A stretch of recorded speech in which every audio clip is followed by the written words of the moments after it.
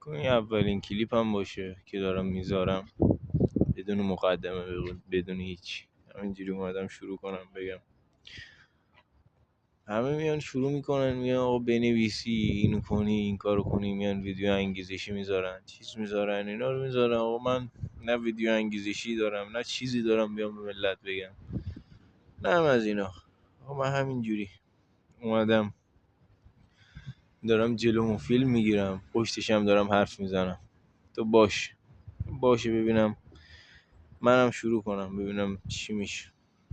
دقیقا شروع کنم آقا مثل بقیه میان زندگیشون رو شروع میکنم. من گفتم آقا منم شروع کنم، ولی به جای اینکه مثلا هی بزنم زیرش امروز فردا کنم، بیام هی کلیپ بگیرم هر روز.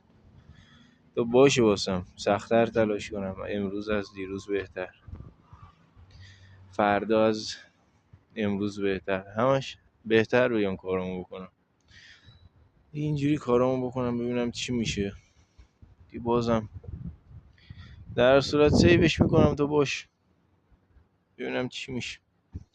حالا اگه کسی این کلیپ رو نبینم مهم نی، ببینم مهم نی.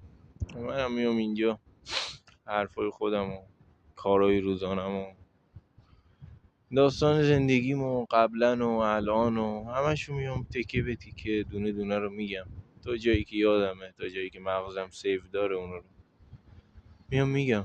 حالا ایشالا که آشنایی هم نیاد همین الان داخل چیزم نبینه، چون احتمال داره دیگه مسخره میکنن.